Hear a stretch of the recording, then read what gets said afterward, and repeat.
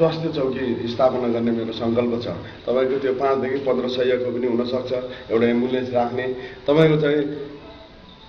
तपाईँको बिरामीहरू आउने, त्यहाँ चाहिँ जाति हुने बिरामीलाई तिनीहरू चाहिँ डक्टरबाट सिनियर अयबलले चाहिँ हेर्ने र औषधि उपचार गर्ने। यदि जाति हुन सकेन भने त्यही एम्बुलेन्सद्वारा सुविधा सम्पन्न हस्पिटल पुर्याउने। तपाईँको चाहिँ स्वास्थ्यको क्षेत्रमा एउटा आमूल परिवर्तन गर्न सकिन्छ भन्ने मेरो एउटा मान्यता छ। तपाईँको चाहिँ सेन्टर पारेर फिक्कल वा चाहिँ पशुपतिनगर वा कन्याम कतै एउटा 75 देखि 100 सयको हस्पिटल बनाउन सकिन्छ कि भन्ने मैले यसो साथीहरू, यसो पढालेखा विद्वान साथीहरूसँग चाहिँ सोध्दैछु। आफैमा म यो विज्ञ छैन, म साधारण मान्छे हो, किसानको छोरा होइन। मैले जीवनमा कहिले पनि कसैसँग 1 रुपियाँ पैसा पनि खाएको छैन। म इमान्दारितापूर्वक राजनीतिमा लागेको छु। त्यसैले राजकुमारजी, म तपाईँको रेडियो मार्फत आह्वान गर्छु कि नेपाली कङ्ग्रेसलाई जनताले मतदान गर्नुपर्छ। एउटा परिवर्तनको सुरुवात म यो सूर्योदय नगरपालिकाबाट गराउन चाहन्छु। त्यसको निमित्त पनि म जनतासँग हार्दिक अपिल गर्दैछु, काङ्ग्रेसलाई मतदान गरिदिनुहोस् भनेर। हजुर, अहिले यो सूर्योदय नगरपालिकाको सन्दर्भमा नगरपालिका ठुलो छ, जिल्लाकै सबभन्दा ठुलो नगरपालिका होइन। अब धेरैवटा चाहिँ गाविसहरू मिलेर ठुल्ठुलो वार्डहरू बनेको छ। सबै वार्डलाई समानुपातिक हिसाबबाट विकास निर्माणको आवश्यकता छ। यतातर्फ कसरी सोच्नु भएको छ? कुनै चाहिँ जनसङ्ख्याको हिसाबले कुनै वडाहरू चाहिँ 3 डबल 4 डबलसम्म चाहिँ 3 डबलसम्म छ, कुनै चाहिँ भूगोलको हिसाबले धेरै ठुलो छ। यो विकासलाई मिलाएर लान सकिन्छ। यो त्यति ठुलो कुरा होइन। चाहिँ नगरपालिकालाई एउटा नगरपालिकाका वार्डहरूलाई समानुपातिक ढङ्गले विकास बजेटहरू वितरण गर्न र विकास गर्न सकिन्छ। धेरै चाहिँ जनसङ्ख्या भएको ठाउँमा त्यही हिसाबले त धेरै कम भएको जनसङ्ख्या भएको वार्डहरू पनि छ, त्यसलाई त्यही हिसाबले लान सकिन्छ। विकासमा सबैको पहुँच हुने कुरामा वार्डवासी जनताहरूले, वार्डवासी साथीहरूले विश्वस्त रहनुहोस्। त्यसैले म एउटा आग्रह गर्छु, काङ्ग्रेसलाई मतदान गरिदिनु। हजुर, अहिले यहाँले के घोषणापत्र तयार गर्नुभएको छ? हाम्रो केन्द्रीय घोषणापत्र छ। तपाईँको चाहिँ केन्द्रीय सभापतिज्यूको निर्देशनमै बनेको केन्द्रीय घोषणापत्र छ। जिल्लाको नेता, जिल्ला कार्य समितिको पनि घोषणापत्र छ र हाम्रो पनि केही प्रतिबद्धता पत्रहरू छन्। त्यही अनुसार केन्द्रीय कार्य समितिले जे घोषणापत्रमा गरेको छ, वचनबद्धता छ, त्यो वचनबद्धता 5 वर्षभित्रमा पुरा गर्ने हाम्रो सङ्कल्प छ।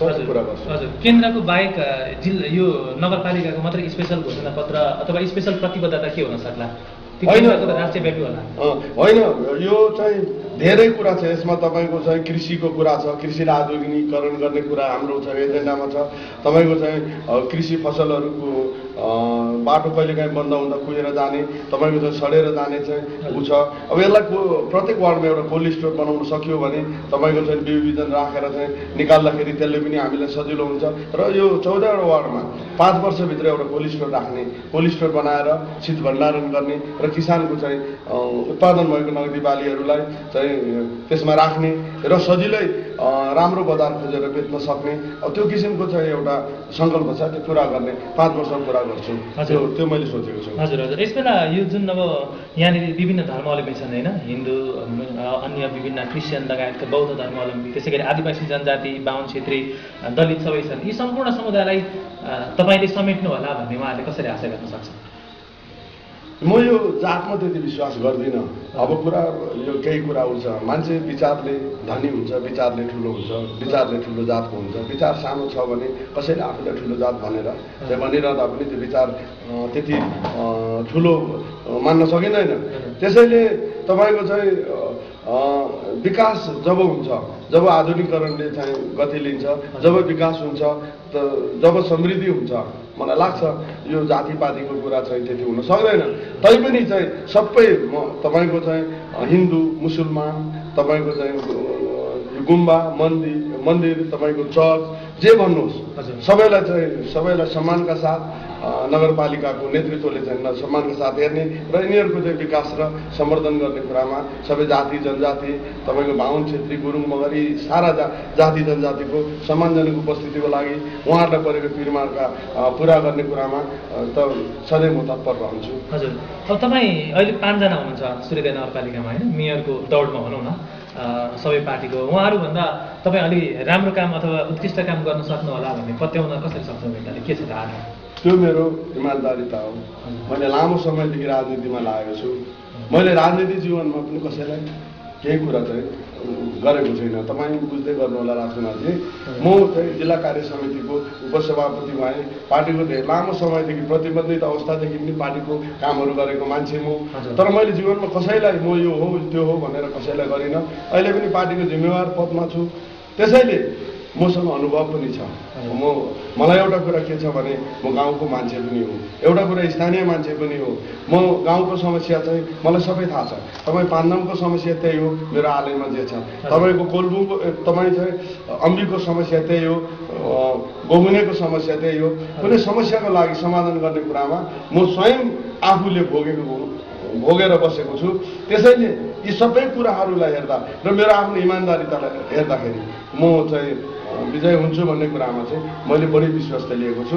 आम जनताहरूले म जस्तै साधारण इमान्दार मान्छेको मतदानको निमित्त 14 गते कुरेर बसेको जस्तो मैले चाहिँ गाउँघरतिर चुनावी सभातिर जाँदा त्यो कुरा मैले अनुभव गरिरहेको छु। हजुर, अब तपाईँको उम्मेदवारी अलिक ढिलो घोषणा भएर सबै ठाउँ पुग्न सक्नु भएन अथवा आउनु भएन हाम्रो क्षेत्रतिर उहाँ भन्ने पनि हाम्रा श्रोताहरू अथवा विभिन्न उम्मेदवारहरूसँग मैले कुराकानी गर्दाखेरि नेपाली काङ्ग्रेस वा अन्य पार्टीहरूले पनि भन्नुहुन्छ। म तपाईँको रेडियो मार्फत आम चाहिँ मतदाता साथीहरूलाई, आमा दिदी बहिनी दाजुभाइ सबैलाई आग्रह गर्न चाहन्छु, मेरो चाहिँ आउने रहर हुँदाहुँदै पनि कति ठाउँ पुग्न सकिराखेको छुइनँ। त्यो एउटा मेरो बाध्यता पनि भयो। सबै कहाँ आउने, सबैलाई यसो हात जोड्ने, जीवन दुःख सुखका कुराकानी गर्ने मेरो इच्छा हुँदाहुँदै पनि कति ठाउँमा आउन सकेको छुइनँ। तैपनि निर्वाचनपछि चाहे चाहिँ निर्वाचनमा विजय गरिरहँदा होस् वा निर्वाचनमा चाहिँ पराजय भोगिरहँदा होस्, म तपाईँहरूको नजिक, तपाईँहरूको समीपमा सधैँ आइरहन्छु। म त्यति टाढाको मान्छे होइन, यहीँ हालेको मान्छे हो। मलाई यो चाहिँ 14वटा वार्ड त्यति गाह्रो छैन। कति टाढाका साथीहरू आएर उम्मेदवारी दिनुभएको छ। त्यसैले पनि म साथीहरूलाई, मेरो चाहिँ मतदाता मित्रहरूलाई बडो विनम्रताका साथ हार्दिक चाहिँ अपिल गर्दछु। यो कुरा उहाँहरूले बुझिदिनुहुन्छ। म पुग्न सकेको छैन, तर कोसिस गरिराखेको छु। 13 गते बेलुकीसम्म हजुर म यो पुग्ने कोसिस पनि गर्छु। हजुर, अहिले चाहिँ कसरी गर्दै हुन्छ यो प्रचार अहिले कति ठाउँ घरदैलो गर्दैछु, कति ठाउँ चाहिँ नि यसो पार्टीका कार्यकर्ताहरू, अगुवा कार्यकर्ताहरू आउनुहुन्छ, गाउँको मतदाताहरू आएर ठाउँ ठाउँमा चाहिँ भेला हुने, त्यहाँनिर हाम्रो एजेन्डाहरू, पार्टीको एजेन्डा, हाम्रो प्रतिबद्धताहरू त्यहाँ दिने र उहाँहरूको केही गुनासोहरू सुन्ने काम भएको छ। त्यसरी नै हाम्रो चुनावी कोट सभाहरू भएर अगाडि बढिराखेको छ। हजुर, अबको 5 वर्षभित्र यदि तपाईँले जनताले 14 गते पछि आयो भने होइन अथवा मतदान गर्यो भने यो सुर्खेत नगरपालिकालाई कस्तो बने चाहनुहुन्छ? यो अब त्यति ठुलो कुरा त नगरौँ।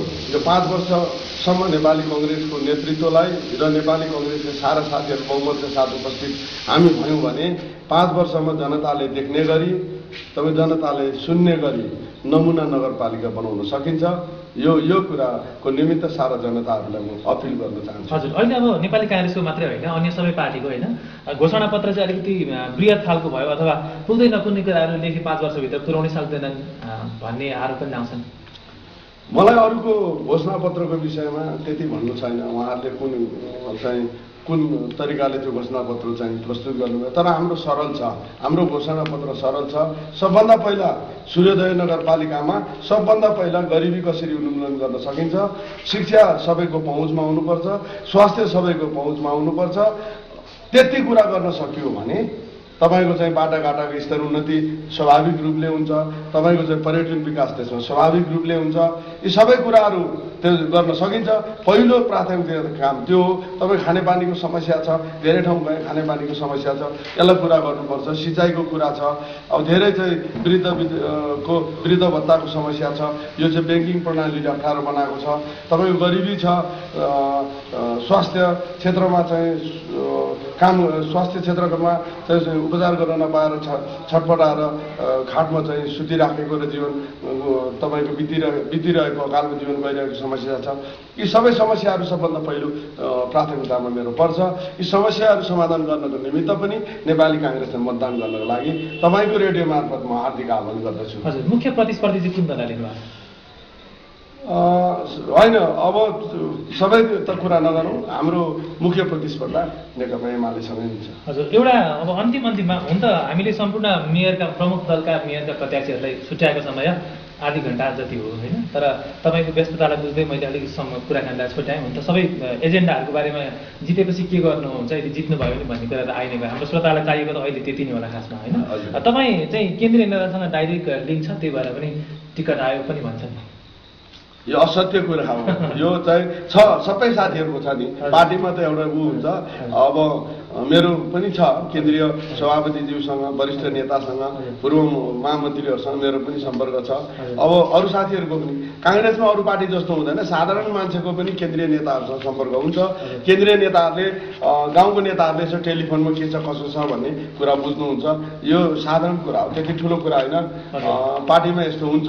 नेपाली कङ्ग्रेसमा चाहिँ केन्द्रीय लिडरहरूसँग स्थानीय लिडरहरूको धेरैको सम्पर्क छ, मेरो मात्रै होइन। हजुर हजुर। अब अन्त्यमा यो सूर्योदय नगरपालिका एउटा चाहिँ एउटा बृहत नगरपालिका है, इलामको सबभन्दा ठुलो, धेरै भोटरहरू भएको नगरपालिका। यसलाई चाहिँ अब यो कृषि अलिक बढी कृषकहरू बढिरहेको, विषादीहरू चाहिँ यहाँनिर धेरै प्रयोग भइरहेको, वातावरण प्रदूषण भइरहेको कुराहरू छ, पर्यटनको धेरै सम्भावना भएको क्षेत्र पनि छ, श्रीअन्तु लगायतका क्षेत्रहरू फिक्कलहरू छ। यी सम्पूर्ण कुरालाई विकास गर्न अब यदि मेयर तपाईँले जित्नुभयो भने के कस्तो भिजन छ होला उहाँसँग भन्ने पनि त मान्छेलाई धेरै भोटर्सहरू लागेको होला। राजकुमारजी, अब समय कम छ, छोटकरीमा चाहिँ भिजन प्रशस्त छ। अब यो भिजनको विषयमा अहिले व्याख्या गर्दा समयले पुग्दैन।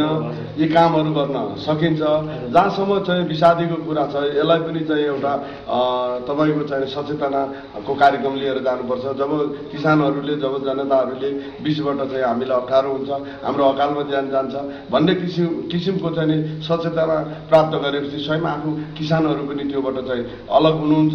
अब अर्को कुरा चाहिँ पर्यटनको सम्भावना काफी छ। अघि पनि मैले भने यो पर्यटन विकास गर्न सकिन्छ। पर्यटन विकास गरियो भने आर्थिक समृद्धि हुन्छ, गरिबी न्यूनीकरण हुन्छ, तपाईँको चाहिँ समृद्ध चाहिँ समाज निर्माण हुन्छ, नगरपालिका निर्माण हुन्छ भन्ने कुरामा त कसैले दुईमत हुँदैन। हजुर। अन्त्यमा तपाईँले अब नेपाली काङ्ग्रेसको अवस्था बताइरहँदाखेरि अलि राम्रो अवस्था छ भन्ने आधार के छ? होइन, नेपाली कङ्ग्रेस एउटा पुरानो पार्टी हो। एउटा यसको चाहिँ यसले जे बोल्छ, नेपाली कङ्ग्रेसले जे बोल्छ त्यो गरेको छ होइन। अब कामभन्दा कुराभन्दा कामलाई बढी प्राथमिकता दिएको छ। जनताहरू नेपाली कङ्ग्रेसको यो परिवर्तनको नेतृत्व कङ्ग्रेसले गरेको छ। 7 सालदेखि तपाईँको चाहिँ 36 साल, 46 साल, 62, 63 र 70 सालको तपाईँको संविधान निर्माण गरिरहँदा, अहिले चाहिँ संविधानलाई कार्यान्वयन गराउने स्थानीय चुनावको नेतृत्व गरिरहँदा, यी सारा कुराले गर्दा जनताले नेपाली कङ्ग्रेसलाई विश्वास गरेका छन्। आधार त्यही हो, नेपाली कङ्ग्रेसले विजय प्राप्त गर्छ भन्ने कुरा। हजुर हुन्छ। मैले यसमा